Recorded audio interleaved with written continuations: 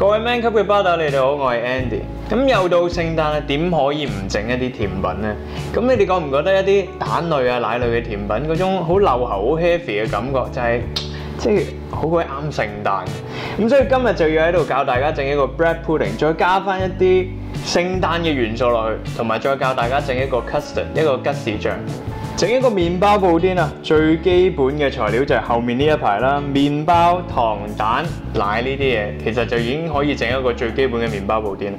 咁但係點樣先可以令到一個 bread pudding 更加聖誕呢？咁我哋就要去到第二排嘅材料啊。咁通常咧整一啲 fruit cake 啊，就會加一啲叫做蜜餞咗嘅雜果啦，一啲 confit 咗嘅 fruit， 咁亦都可以加一啲 dry 嘅 cranberry。咁通常啊，平時整 bread pudding 可能落提子乾，咁而家就用呢啲 dry 嘅 cranberry。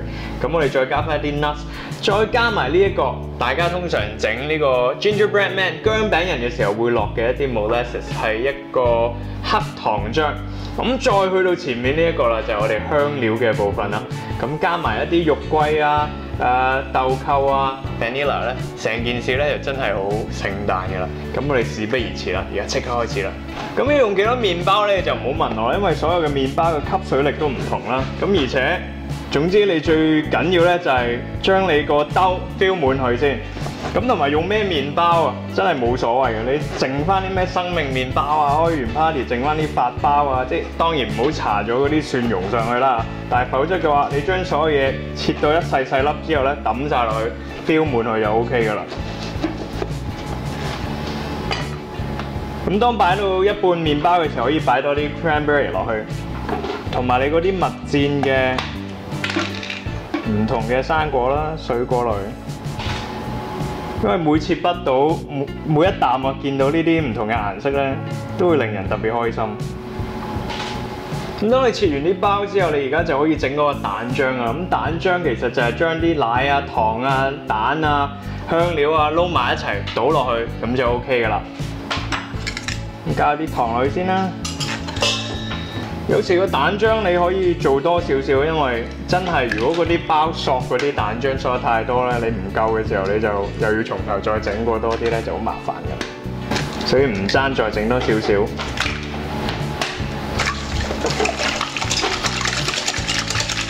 好，之後再倒啲 cream 同埋奶。咁如果你唔想個口感太漏嘅話，可以加少啲 cream 多啲奶。如果你覺得想敷啲嘅，一半一半或者多啲 cream 都得。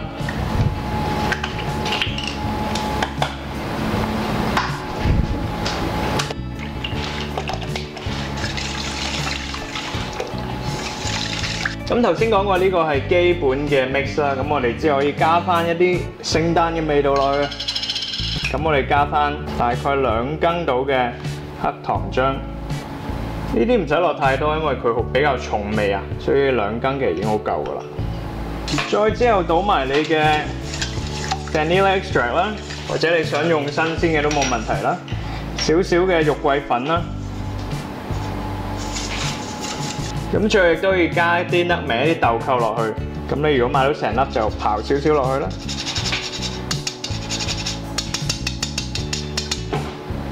咁當你整完一個好聖誕嘅蛋漿咧，你就可以將佢倒落你嘅麵包度啦。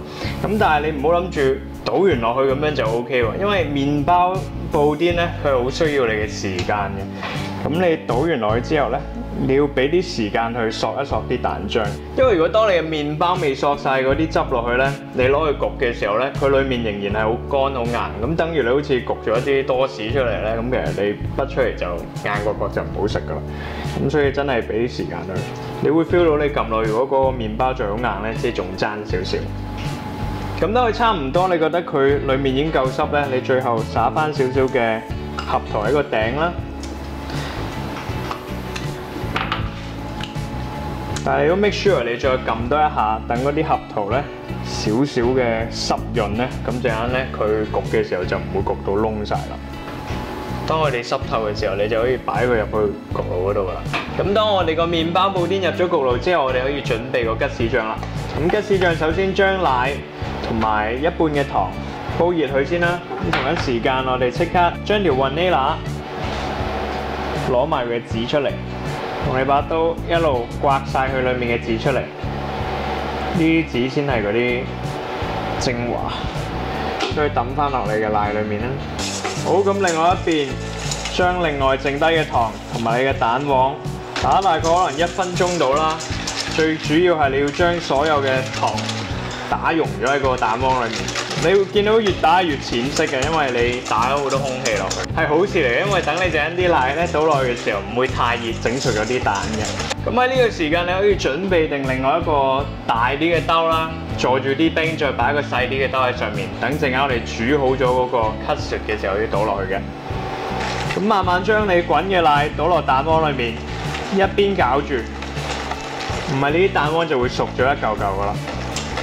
咁之後就將你呢個蛋漿啊倒翻落頭先呢個煲裏面，然之後開慢火慢慢煮佢。煮嘅時候要一路攪一路攪，煮到佢結身為止。咁可能大概係5分鐘到。